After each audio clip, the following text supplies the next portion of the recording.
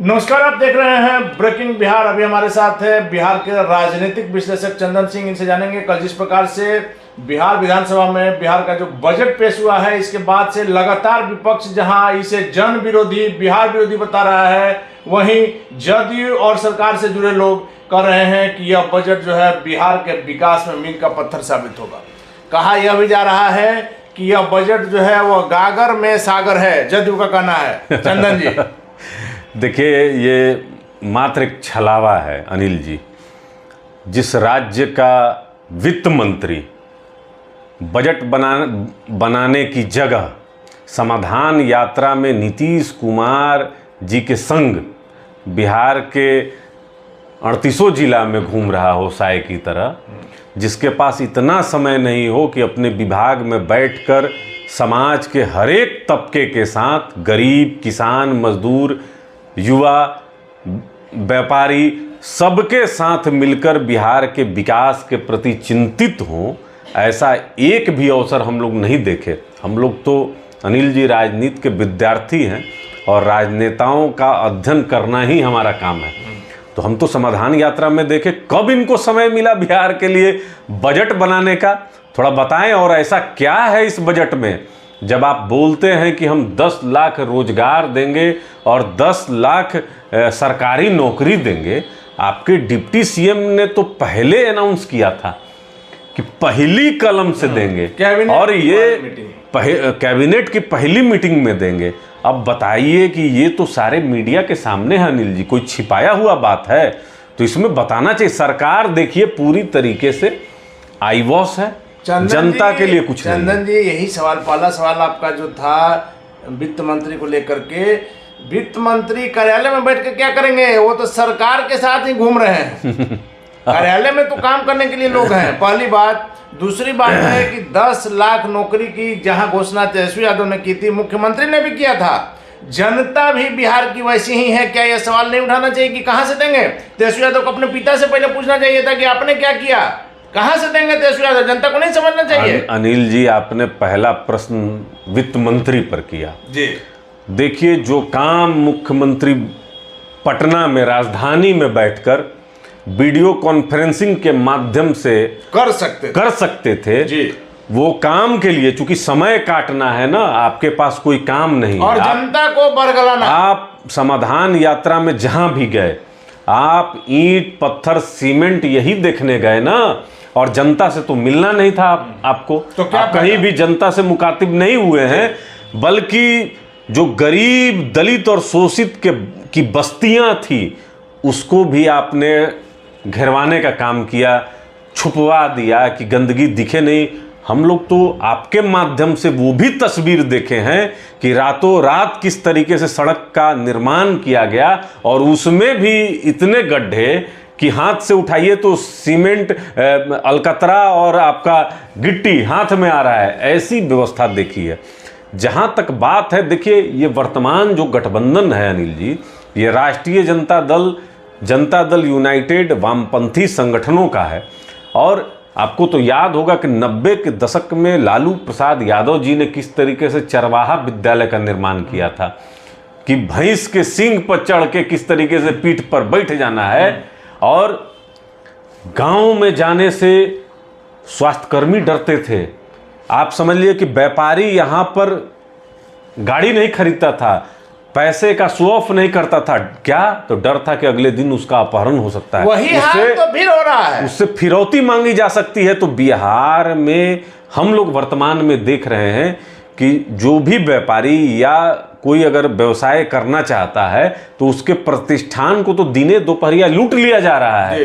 तो नया कहां से? अपराध में आंकड़ा इस तरीके से बढ़ा हुआ है अनिल जी, कि अभी बगल में एक वैशाली में गलवान घाटी के जो शहीद, हमारे अमर शहीद हैं, उनके पिता को पीट कर बेइज्जत किया गया। अपराधियों की तरह घसीट के ले गई और अपराधी घूम रहे हैं। आप बताइए, मैं मतलब जब लोक जनशक्ति पार्टी में था, प्रवक्ता के तौर पर आप थे उस समय, गलवान घाटी के शहीदों के घर पे जाने का कार्यक्रम था पार्टी के द्वारा, उसमें मैं सम्मिलित था। भोजपुर में मैं एक प्रतिनिधि मंडल के साथ भी गया था। तो उस तो उसके दरवाजे पर जाइए तो वहाँ तो लोग मिट्टी को अपने माथे से लगाता है।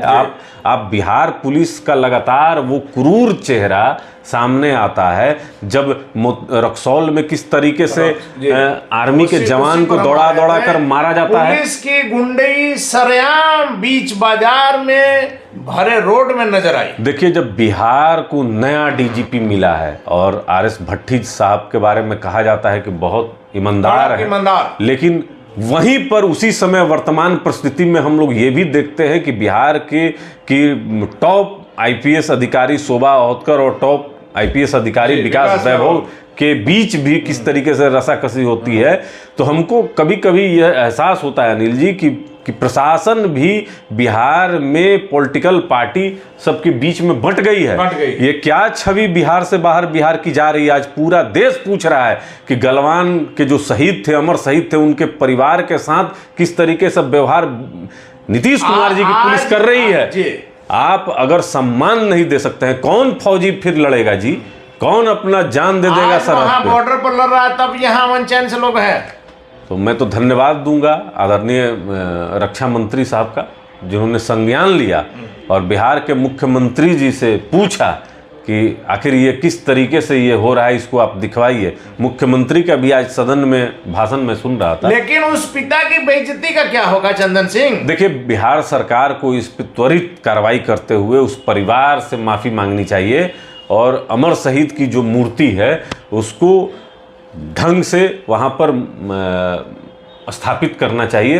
पूरे और दोषियों पर कड़ी से कड़ी कार्रवाई करना चाहिए, संदेश मिल सके। लोकल पॉलिटिक्स के वजह से आप जो बिहार की छवि बिहार से बाहर गई वो काफी दुर्भाग्यपूर्ण है। हम लोग इसके कड़ी निंदा कर। और देखिए, सरकार का वर्तमान में इनके जो मंत्री हैं वो लगातार सेना पर अपमानजनक बात कहते हैं। अभी इनके मंत्री ने कहा कि भारतीय जो सेना है वो हिजड़ों की फौज है। इस पर सदन में माफी मांगनी चाहिए थी, मंत्री को बर्खास्त करना चाहिए था। तो श्रीमान, जिस तरह की भारतीय सेना को नीतीश कुमार जी भी जो है कि धृतराष्ट्र की तरह मौन होकर सब चीज देख रहे हैं, ये कहीं से जायज नहीं है। लेकिन इसी बात पर अगर आप सेना की बात पर ले रहे हैं तो रक्सौल में भी जो पुलिसिया जो क्रूर चेहरा नजर आया, इसलिए कि कोई कार्रवाई नहीं हो रही। देखिए, तमाम बिहार के हर जिले से लगभग ऐसी तस्वीर सोशल मीडिया पे देखने को मिल जाती है और एक चेहरा जो पुलिस का आता है कि यहाँ जो कहा जाता है कि सिर्फ जो है कि अवैध वसूली में, शराब की कालाबाजारी में, शराब के जो पकड़े जाते हैं उनसे पैसा ऐंठने में, उसी में लगा हुआ गाड़ी वाला, ठेले वाला, बस वाला, ऑटो वाले से 20-20 रुपया तसीलने में जो बिहार पुलिस की एक छवि बनी है, मैं आरएस भट्टी साहब से आग्रह करूंगा कि इस छवि से पुलिस विभाग को बाहर निकालें। लेकिन पुलिस को यदि स्वतंत्र रूप से काम करने दिया जाएगा तब तो। आपने अभी कहा कि पुलिस भी जो है वो बटी हुई है पॉलिटिकल पार्टियों के खेमे की तरफ। देखिए, प्रशासन का काम पॉलिटिकल पार्टी की चाटुकारिता करना नहीं है। अगर प्रशासन अपना काम पूरी ईमानदारी और निष्ठा से करे तो मैं दावे से कह सकता हूं अनिल जी कि किसी भी पॉलिटिकल पार्टी के कोई भी नेता को इतना साहस नहीं होगा कि अब पुलिस के गिरेबान तक पहुंचे। लेकिन जब पुलिस ही भ्रष्ट हो जाएगी, जब पुलिस का आचरण ही हो जाएगा कि किसी भी तरीके से 2 नंबर का पैसा कमाना है, मैं दावे से कह सकता हूं आपके कैमरा चैनल पे कि पुलिस विभाग में बहुत सारे ऐसे अफसर हैं जो अपना अभी तक हलफनामा दायर नहीं किए हैं, वो अपना चल अचल संपत्ति का। अखबार में मैं देख रहा था तो कई ऐसे अफसर हैं जिनके अकूत संपत्ति उन्होंने जमा करके रखी है। अब भट्टी साहब को देखना है कि किस तरीके से अपने छवि को बदले। रामचरितमानस को लेकर के फिर से जो शिक्षा मंत्री ने बयान दिया है चंद्रशेखर जी ने, उसको लेकर के जदयू का ही विधायक संजीव कुमार ने विरोध दर्ज कराया। नहीं, देखिए, राष्ट्रीय जनता दल का ये एजेंडा है, ये जो कहा जाता है कि भेड़ की शक्ल में भेड़िया है अंदर में, ये बराबर समाज में तनाव फैलाना, किस तरीके से अगड़ा पिछड़ा में लड़ाई कराना है, मंडल बनाम कमंडल करना है। चूंकि देखिए, विकास पे अगर बात करेंगे तेजस्वी प्रसाद यादव जी, तो इनको अपने पिता और माता के कार्यकाल के बारे में भी बात करना होगा। इनको चरवाहा विद्यालय के भी बारे में बताना होगा। इनको ये बताना होगा कि कैसे इनके पिता राष्ट्रीय अध्यक्ष हैं, ये डिप्टी सीएम हैं, भाई एक मंत्री हैं, बहन एक राज्यसभा में है, माँ पूर्व मुख्यमंत्री रही हैं। तो एक पार्टी में किस तरीके से सारा जो कहा जाता है कि मलाईदार पद जो है वो किस तरीके से अपने ही परिवार के पास रखा जाए, तो ये सब पे भी बात होगा। अपहरण उद्योग के भी बारे में बात होगा। 90 के दशक में वो सेनारी और बाथे और लक्ष्मणपुर जैसे नरसंहार पे बात होगी। तो इन सब विषयों से बचने के लिए तेजस्वी प्रसाद यादव के पास सिर्फ अगड़ा पिछड़ा और आरक्षण जैसे एक संवेदनशील विषय पर बात करना होगा और बराबर ये बताना होगा कि देखो भारतीय जनता पार्टी आरक्षण को खत्म करना चाहती है। ये एक माहौल बनाने का प्रयास आरक्षण को लेकर के आप देख सकते हैं पिछले विधानसभा चुनाव से जब भागवत जी ने एक समीक्षा का बयान दिया था, उसके बाद से लगातार लालू प्रसाद यादव इसको भजाने में लगे हैं, जबकि आपको भी पता है कि आरक्षण को समाप्त करना किसी भी पॉलिटिकल पार्टी के लिए संभव नहीं है। नहीं, देखिए एक गलत चीज़ को किस तरीके से प्रोजेक्ट किया जाता है वो लालू प्रसाद यादव जी से बेहतर कोई नहीं बता सकता है। बिना काम के उसको प्रचारित किया गया और उसको एक टूल किट के तरह उसको इस्तेमाल किया गया राजनीति में। और 2015 के चुनाव में इसी बेस पर नीतीश कुमार और लालू प्रसाद यादव जी ने एक बिहार में एक माहौल बनाया कि आरक्षण को खत्म किया जा रहा है और एक गोलबंदी की, ताकि गोलबंदी। अब भारतीय जनता पार्टी बहुत फूक फूक के कदम रख रही है। एक तरफ विकास है, एक तरफ पूरा 90 का इतिहास है। तो जनता को जब तय करना होगा, काला अध्याय है जिसको कि आप चाह करके भी हटा नहीं सकते। बिल्कुल इस पर तेजस्वी प्रसाद यादव या नीतीश कुमार की बात, मुख्यमंत्री जी को भी जवाब देना होगा, क्योंकि इसी जंगल राज के खिलाफ आपने 2005 में गद्दी संभाला था। देखिए, मुख्यमंत्री जी के पास बहुत कुछ बताने को नहीं है जनता के बीच में। आज मुख्यमंत्री जी का आपने सुना होगा अनिल जी, उन्होंने कहा कि हम शिक्षकों की बहाली करेंगे। खुद फिर कह रहे हैं अगले स्टेटमेंट में, लेकिन बिहार एक गरीब राज्य है, पैसा कहाँ से देगा, हमने 4000 से शुरुआत किया था और बढ़ाएंगे। तो देखिए, एक तरफ शिक्षक को देने के लिए आपके पास पैसे नहीं है, 10 लाख नौकरी कहाँ से देंगे। देखिए, एक तरफ बिहार के नौजवान जो रोजगार मांगते हैं उनका सही समय पर परीक्षा आप नहीं कराते हैं। दूसरी तरफ किसी भी प्रतियोगिता का आप यहाँ पर पर्चा लीक हो जाता है, उस पर आप कुछ नहीं बोलते हैं। और लगातार जब अभ्यर्थी जब यहाँ प्रदर्शन करते हैं तो आप उनको पटना की सड़कों पर दौड़ा कर मारते हैं, सही समय पर रिजल्ट नहीं देते हैं। और तो बड़ी सी बड़ी घटना पर मुख्यमंत्री कहते हैं कि मुझे तो कोई जानकारी नहीं, मालूम ही नहीं, कुछ मालूम ही नहीं है। तो एक छवि जो मुख्यमंत्री का जो बेरोजगारों के बीच में है कि बिहार से जो लगातार पलायन जो यहाँ के नौजवान कर रहे हैं और बाहर भी सुरक्षित नहीं है। मुझे जानकारी मिली है अनिल जी की कर्नाटका में जो यहाँ बिहार से जो यहाँ के मजदूर वर्ग है, वहाँ जब फैक्ट्रियों में काम करते हैं, वहाँ भी लोकल जो है कि लोग प्रताड़ित करते हैं। 3 लोगों की शायद हत्या भी हो गई है, एक जमुई का है, एक इस साइड का है।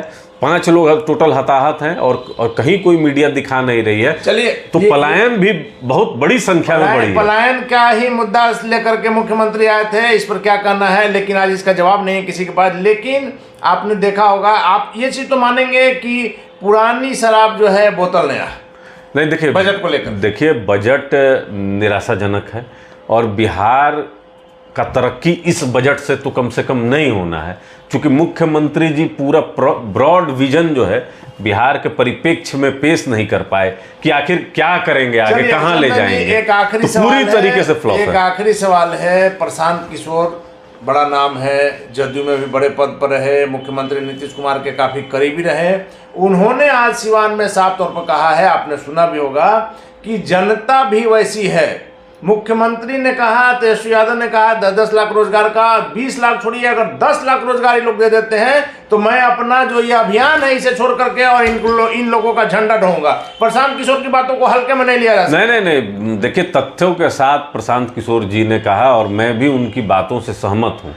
जब तेजस्वी प्रसाद यादव जी ने रोजगार का कहा था कि सरकारी नौकरी देंगे, रोजगार नहीं, रोजगार तो अभी ऐड किया गया है कि 10 लाख रोजगार भी देंगे, लेकिन मुख्यमंत्री देंगे कहां से ये नहीं बता रहे हैं। आखिर ये कहां से लाएंगे? संभव ही नहीं है। वर्ल्ड बैंक से ये कर्जा लेंगे, क्या करेंगे जब पुल पुलिया का निर्माण नहीं करा पा रहे हैं, शिक्षकों के का सही समय पर जब वेतन नहीं दे पा रहे हैं, सफाई कर्मी लगातार हड़ताल पे रह रहे हैं, उनका वेतन नहीं दे पा रहे हैं, डॉक्टर पीएमसीएच में आए दिन और हड़ताल पे बैठ जा रहे हैं, उनका वेतन नहीं दे पा रहे हैं, तो सरकारी कर्मचारी तो लगातार नीतीश कुमार के रीजन में ये आंदोलन पे हैं। ये तो जो सरकारी कर्मचारी है उनको वेतन नहीं दे पा रहे हैं, तो नए जो हमारे जो बिहार के बेरोजगार नौजवान हैं उनसे किस तरीके से उनको रोजगार देंगे?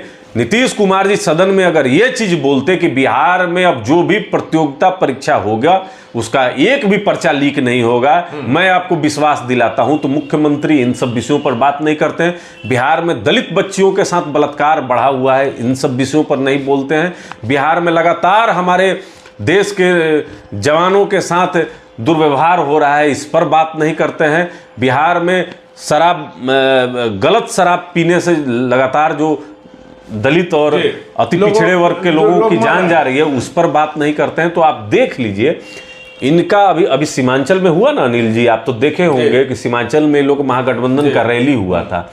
एक जगह भी आप सुने भाषण में रामचरितमानस पर? एक जगह भी इन्होंने नहीं कहा। सिर्फ अल्पसंख्यक वोट को किस तरीके से अपने पाले में कर लेना है, ओवैसी को किस तरीके से भारतीय जनता पार्टी के बी टीम बता देना है, समझी प्लानिंग है। क्योंकि मुख्यमंत्री का जो व्यक्तित्व तो एक बार इशारा कर देंगे तो किसी को बोलने की औकात नहीं। बिल्कुल बिल्कुल जानबूझकर बुलवाया जा रहा है। देखिए, विधानसभा के अंदर से निकलकर अगर सरकार का कोई मंत्री अगर लगातार बोल रहा हो, इसका मतलब कि साजिशन इसको प्रोजेक्ट करवाया जा रहा है। और ये एक तरीके से तुष्टीकरण की राजनीति जो है मुख्यमंत्री और उप मुख्यमंत्री के द्वारा बिहार में शुरू कर दिया गया है, और ये खेल बहुत खतरनाक है अनिल जी बिहार के परिप्रेक्ष्य में। चलिए, धन्यवाद आपका। तो थे हमारे साथ राजनीतिक विश्लेषक चंदन सिंह, जिनका साफ तौर पर कहना है कि जो खेल हो रहा है, मंत्रियों के द्वारा जो बयान दिलाया जा रहा है, खास करके रामचरितमानस को लेकर के, इसके परिणाम बेहद भयानक हो सकते हैं। लेकिन बजट को लेकर के भी साफ तौर पर कहना है कि पुरानी शराब है, बोतल नहीं है। और साथ ही साथ बिहार में जो सैनिकों के साथ जिस प्रकार की घटनाएं हो रही है, उस पर मुख्यमंत्री नीतीश कुमार की चुप्पी एक बहुत बड़ा रहस्य पैदा कर रहा है कि आखिर मुख्यमंत्री नीतीश कुमार चुप क्यों है। और साथ ही साथ सरकारी नौकरी देने की बात जो बजट में 10 लाख की कही गई है, यह पूरी तरह से जिम्मेवारी के साथ हम कह रहे हैं कि जनता में भ्रम फैलाया जा रहा है, किसी प्रकार से संभव नहीं। और मुख्यमंत्री नीतीश कुमार के पुराने सहयोगी रहे प्रशांत किशोर ने यहां तक दावा किया है कि यदि मुख्यमंत्री तेजस्वी यादव और मुख्यमंत्री मिलकर 10 लाख की नौकरी दे देते हैं तो मैं उनका झंडा ढोऊंगा और जो अभियान में अपना चला रहा हूं उसे त्याग दूंगा और मुख्यमंत्री नीतीश कुमार और तेजस्वी यादव का झंडा ढोऊंगा। इस बजट को लेकर के और लोगों की प्रतिक्रिया लेंगे। फिलहाल आप बने रहे ब्रेकिंग न्यूज।